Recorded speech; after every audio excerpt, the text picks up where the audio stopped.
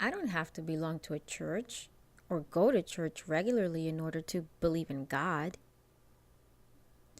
That is how many people feel about membership in a church or any religious organization. In fact, some say that they feel closer to God when enjoying nature outdoors than when attending a religious service in a church. Today, it is a commonly held opinion that affiliation with a religious group or denomination is not a prerequisite for belief in God. Others, however, sincerely feel differently. They contend that church membership and attendance are necessary, even vital, if one is to have God's approval. So the question of whether religious affiliation is really necessary is more than just a matter of statistical or academic interest. In any case, since our relationship with God is involved, would it not be logical to find out God's view on the matter? What then can we learn from His Word, the Bible, on this subject? Almost 4,400 years ago, a catastrophic flood struck the entire earth. Such an event could not easily be forgotten, and people around the world have stories about it in their early history. Although differing in details, these stories have much in common, including the fact that only a few humans and some animals survived. Were the flood survivors simply individuals fortunate enough to have randomly escaped destruction? The Bible account shows that this was not the case. Significantly, God did not inform each individual about the coming flood.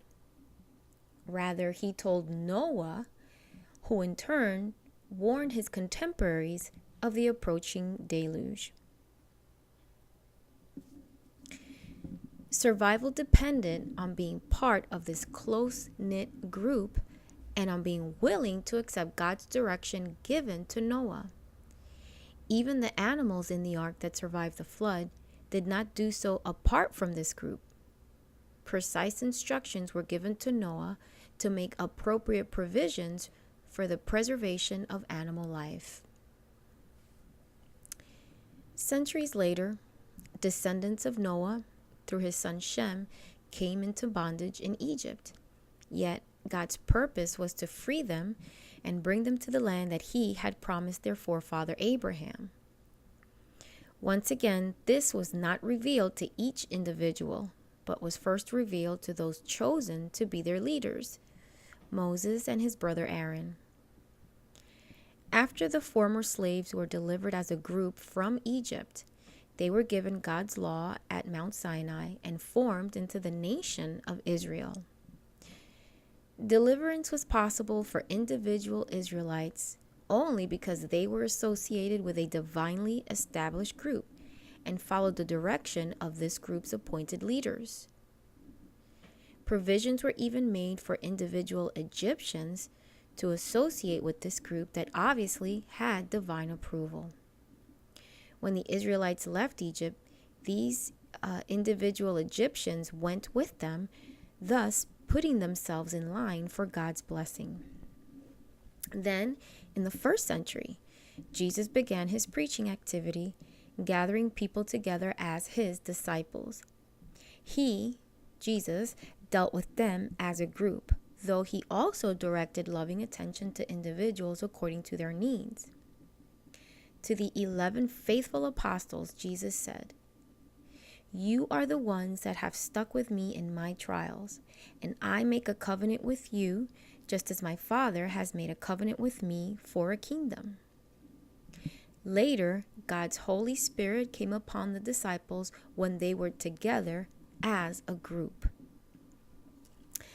These examples clearly show that in the past, God has always dealt with His people as an organized group.